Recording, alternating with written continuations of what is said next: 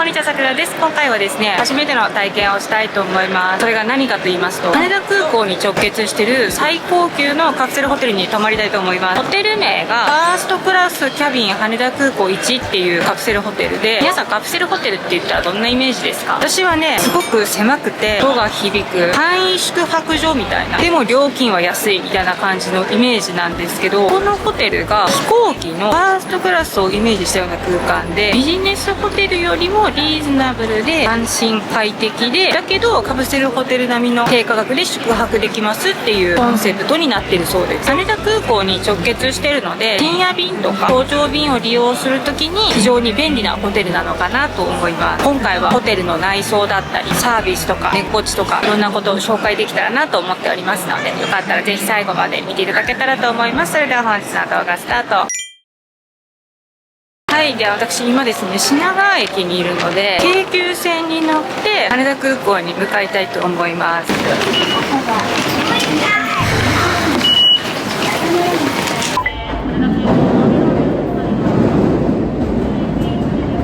品川から羽田空港第1ターミナルまでは京急線で28分、料金は330円です。羽田空港は航空会社によってターミナルが違うので、いつも来るたんびに迷います。今回は第1ターミナルに向かいます。羽田空港に着きました。チェックインの時間が19時なので、普通のホテルよりもちょっと遅めですね。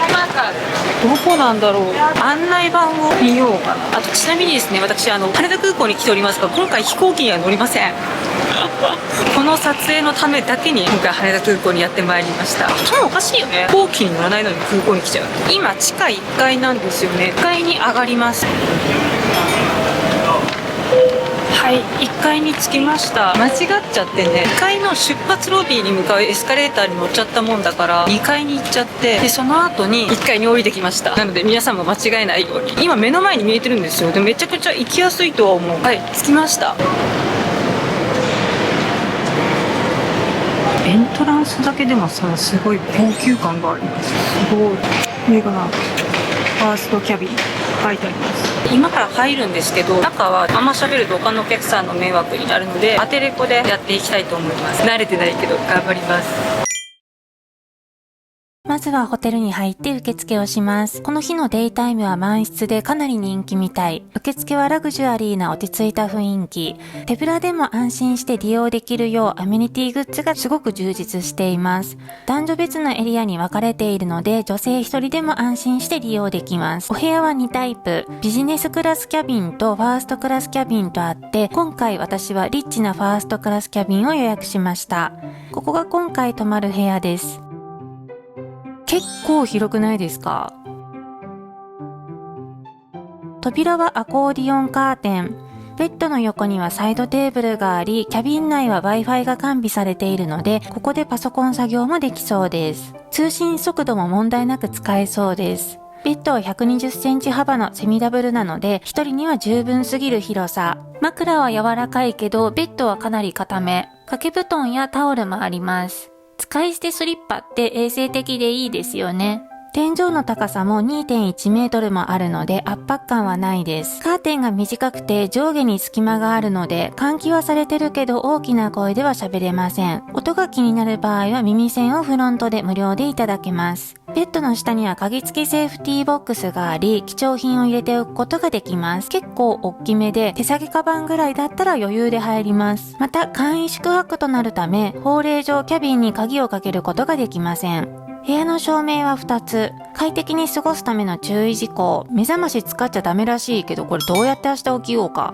32インチ液晶テレビがあります。イヤホンを使って利用します。一つ気になったのは、ベッドシーツは綺麗なんだけど、隅っこに髪の毛が落ちてたのが残念でした。最初私の髪の毛かなと思ったんやけど、ゴミ箱ずらした時に髪の毛出てきたから、多分私のじゃないなって思う。館内を散策します。ホテル宿泊者が利用できる広いラウンジがあります。ここでは食事をしたり誰かと会話しても大丈夫です。飛行機の時間も確認できます。コンセントや Wi-Fi も完備されているので、飛行機の時間まで仕事をすることもできます。通話専用のブースがあります。キャビン内は通話ができないので、電話したい時はここを利用します。自動販売機があります。ジュースだけでなく、軽食やアイス、お酒も販売されています。空港内の飲食店は遅い時間まで営業してないので、夜中にちょっと小腹が空いた時でも助かります。豊富な種類のコーヒーの自販機があったり、宿泊者限定の無料コーヒーもありました。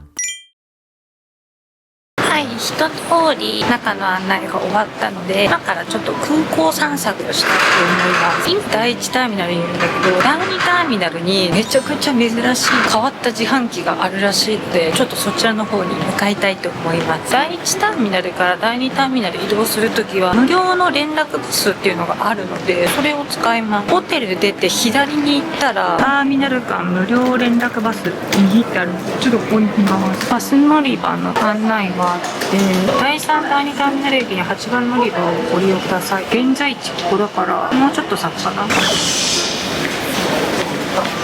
ターミナル間無料連絡バス左。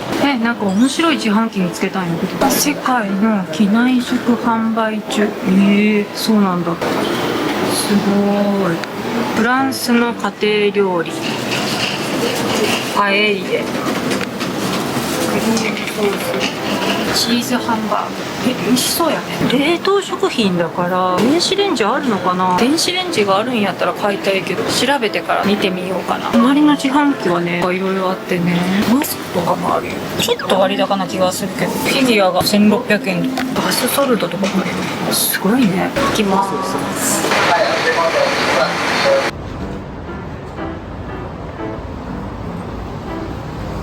バスに乗車しました。車内は大荷物の海外の方がすごく多い。移動時間は約2分。カップラーメンすらできないくらいめっちゃ早いです。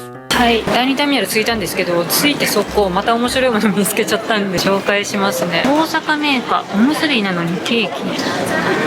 なんだこら。どういうこと？これ。おむすびの形したケーキってこと？羽田空港限定スカイブルーとか、あと今が旬のいちごとか、ティラミスとか、クッキーとか。ちょっとトレーバッグで買えるんだ。めっちゃ美味しそうじゃないこれ。いいね。自販機レストランっていうのがあって、ここにね行きたくて、ちょうど端っこにあるらしいので、そこまで行きます。到着ロビーがあって、反対側にタリーズがあって、その先にあります自販機レストラン。もうちょっと先に本当に端っこにある。もしかしてめっちゃ人多い？結構人多いか。自販機こんな感じですね。これがねすごい気になってて、ラーメンの自販機なんです。なんかおにぎりとかパンが入った自販機と、あと普通に飲み物が飲める自販機と、アイスとコーヒーですね。とりあえずラーメン頼むのか。ラーメンに近いかな。それ呼び名タップしてさ、何種類かあるみたい。富田ち人気のやつかな。塩ラーメン、味噌ラーメン、醤油ラーメン。メニュー変わってるこれ。豚骨ラーメンがあるって思ってきたい。これが美味しそうなんですよ。これにしようかな。150円。キャッシュレスなんで現金は使えないみたいです。ただいま調理中です。ラーメン運んでいます。すごいね。中に人でも入っとっとかね。そんなわけない。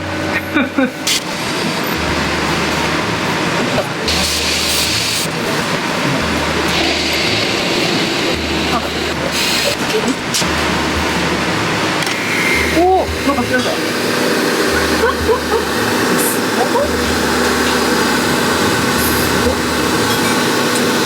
ょっと待って、熱いバンバーある。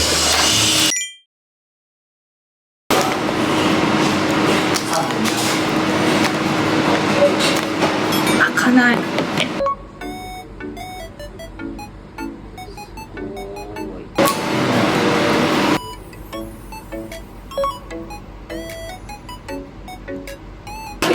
本格的な感じを手で持つと熱いんで置いて食べますね。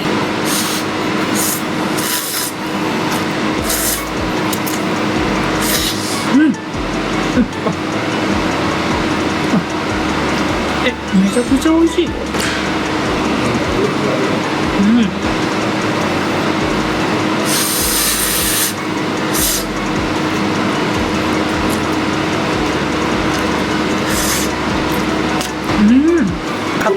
延長みたいなのが出てくるのかなと思ったら、普通にお店で出てきてもおかしくないレベルのクオリティのラーメンですし、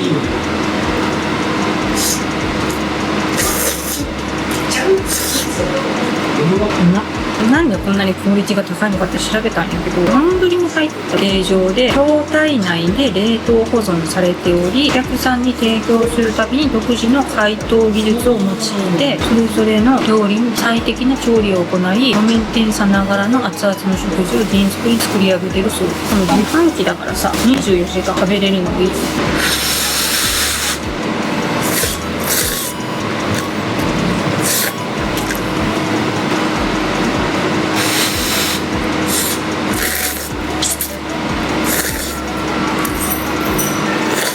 みんなにさ、相談したいことがある時に入れてくれるんだって、その話は。少し前の動画で、どんな雑の動画が見たいですかみたいな感じでみんなに質問したことがあったと思うんだけど、その時にね、いろいろコメントとか DM とかいただいてて、その中にね、婚活レポとかどうですかっていう DM が来てて、めっちゃ面白そうって思ったんよ。結婚相談所に行くのってちょっとハードルが高い。だけん、マッチングアプリ使って男性と出会ってデートをしてみて、実際そのどうなのかって気になるよね、マッチングアプリって。実際にそのやり取りの内容とかデートの様子とかを動画にしてしまうと企画っぽいというか、やらせ感が出るやん。そうじゃなくて、私自身ガチで彼氏作りに行くって思って本気で頑張ってマッチングアプリやってみたら本当に出会えるのかとか、どんな人かは言える範囲にはなっちゃうけど、どんな感じのデートをしたのかとか、じゃあ実際その後本当に付き合えるのかどうかとか、実際にやってみてどうだったかっていうトークをする動画を撮ろうかなとか思ってるんですけど、皆さんどう思います？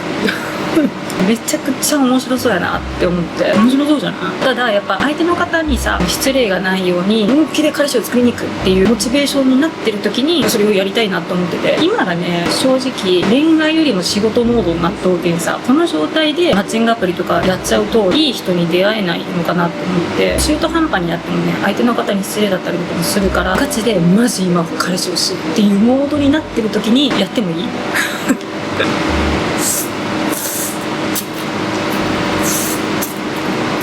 みんなからね、やってほしいっていう意見が多かったらやるので、皆さんの意見をコメントで教えてください。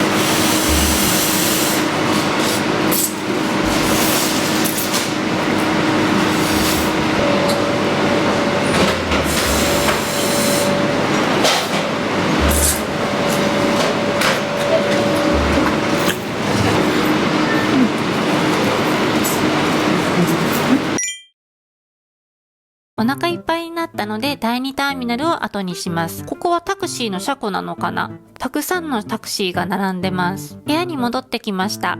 部屋着に着替えようと思います。半袖半ズボンで生地は柔らかめ。柔軟剤の香りがめっちゃ良かったです。お疲れ様です。機内食が食べれる自販機とかあったじゃないですか。結局買わずにじゃがりこってきました。お腹いっぱいで結構すかしてこいって話なんだけどさ、すいませんね。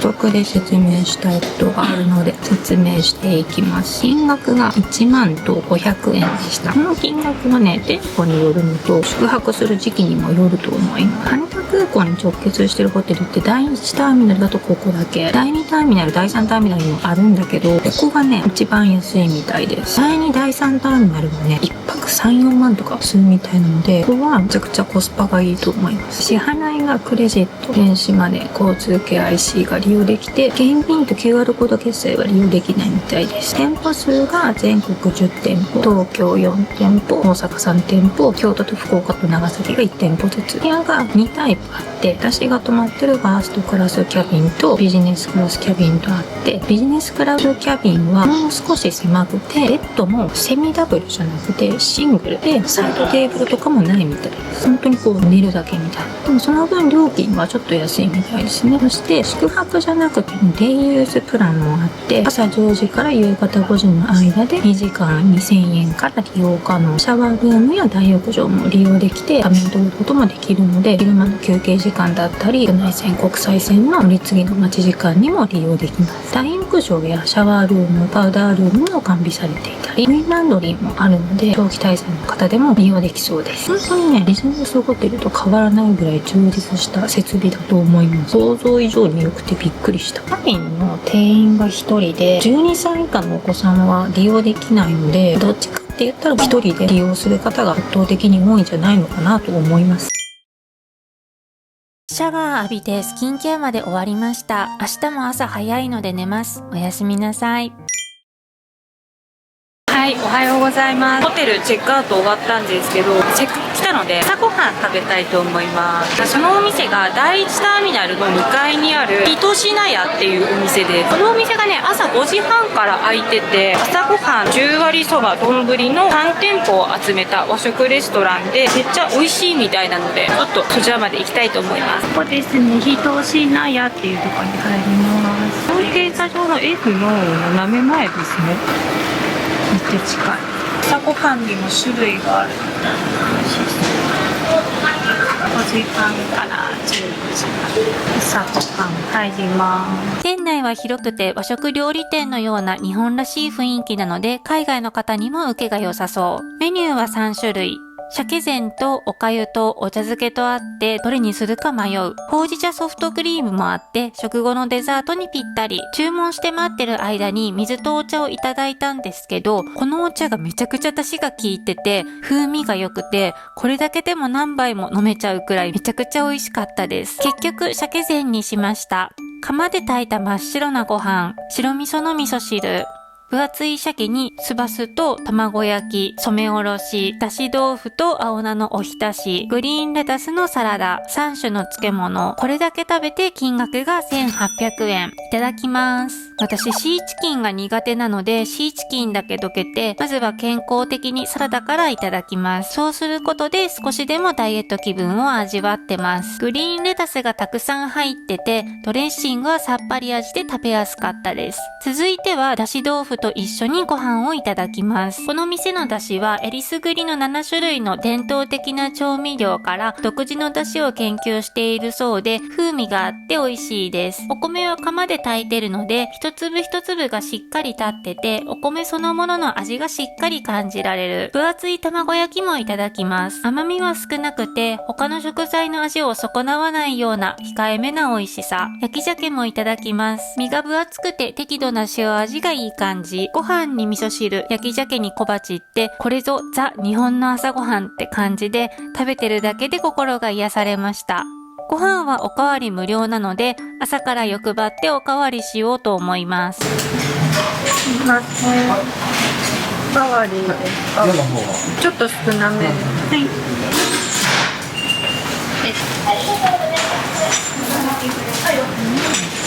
最後に今回のファーストクラスキャビンの感想についてまとめます。やっぱりカプセルホテルなのでかなり音は響きます。でも皆さんマナーがいい方だったので騒音で眠れないってことはなかったです。遠くからいびきが聞こえてきたので、そういう人の隣に当たると結構しんどいかもやけど。あとベッドはかなり硬かったので、寝起き、腰と首が痛かったです。でも大浴場やパウダールームはめちゃくちゃ綺麗でした。鏡は大きいし、ドライヤーやコットン、綿棒、スキンケアとかも置いてありました。私大浴場苦手なので、最初シャワーだけで済まそうかと思ったんよ。でもみんな普通に大浴場入ってるし、全裸でうろちょろしよるけん、ちょっと勇気出して入ってみたんやけど、湯船にしっかり浸かることができて、リフレッシュできてよかったです。ちなみにシャワーの水圧はちょっと弱めで、3段階に切り替えができるタイプのものでした。余談なんやけど、夜中目が覚めた時に時間見たら4時44分やったんやけど、不吉すぎん？最近よくね、11時11分とか3時33分とか22時22分とかゾロ目の時間を見ることが多いんよね。時間だけじゃなくても999とか7777とか8888とかゾロ目を見ることがめちゃくちゃ多くて、もうね、こんだけゾロ目見ることもなかなかないと思うから、なんかいいこと起きるかなとか思うんやけどね。でもね、最近ショックなことが起きてね、ここに宿泊した時の写真をインスタとか TikTok に上げたんだけど、そしたらね、インスタのフォロワーが400人ぐらい減りました。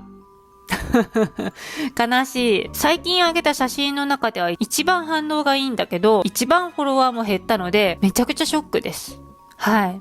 最初女性のファンの方が嫌がってるのかなって思ったんですけど、後から彼氏いるんですかって何通か DM 来てて、彼氏いるって勘違いされたからフォロワー減ったのと思って。なのですごく悲しいので、インスタフォローしてない方、よかったらフォローしてください。お願いします。ちょっと話が逸れてしまいましたが、結論、今回のファーストクラスキャビンは泊まってよかったです。また機会があれば利用したいなって思います。好評だったらホテルレビューをまたやるので、この動画がいいなって思った方はぜひチャンネル登録、高評価、コメントよろしくお願いします。ありがとうございました。